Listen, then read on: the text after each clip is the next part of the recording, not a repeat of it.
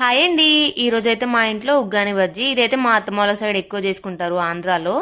నేనైతే ఈరోజు చేస్తున్నా అన్నట్టు ఉగ్గాని బజ్జీ. మా ఆయనకైతే చాలా ఇష్టం ఈ టిఫిన్ అయితే. దీని కాంబినేషన్లో బజ్జీలు కూడా చేసుకోవాలి అండ్ మిర్చి బజ్జీ కూడా చేసుకోవచ్చు. కాకపోతే మిర్చి ఎక్కువ క్వాంటిటీ లేదని చెప్పేసి నేనైతే నార్మల్ బజ్జీ అయితే చేసిన అన్నట్టు. దీనికోసం అయితే మనము తడెట్టుకులు ఎట్లయితే చేసుకుంటామో అట్లా బోల్పల్లాలని నానబెట్టాలి. నానబెట్టి వాటర్ పిండేసి గిన్నెలు వేసుకోవాలన్నట్టు. వాటర్ మొత్తం ఇట్లా చేతులతో పిండేయాలి. పిండేసిన తర్వాత అయితే పెట్టుకుని దీనికోసం అయితే తాలిపుకి పచ్చిమిర్చి, ఆనియన్స్, ఆవాలు, జీలకర్ర, కొంచెం అల్లం వెల్లుల్లి పేస్ట్, పసుపు వేసేసుకొని కొంచెం కలిపినట్టు చేసి ఒక టమాటా కూడా యాడ్ చేసుకోవాలి ఫ్లేవర్ కోసం.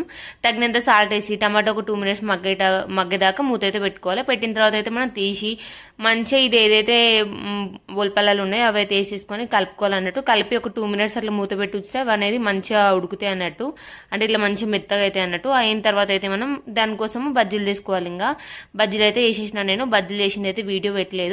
బజ్జీలు చేసేసుకొని మంచిగా వేడివేడిగా రెండు కాంబినేషన్లో తింటే చాలా బాగుంటాయండి టేస్ట్ అయితే.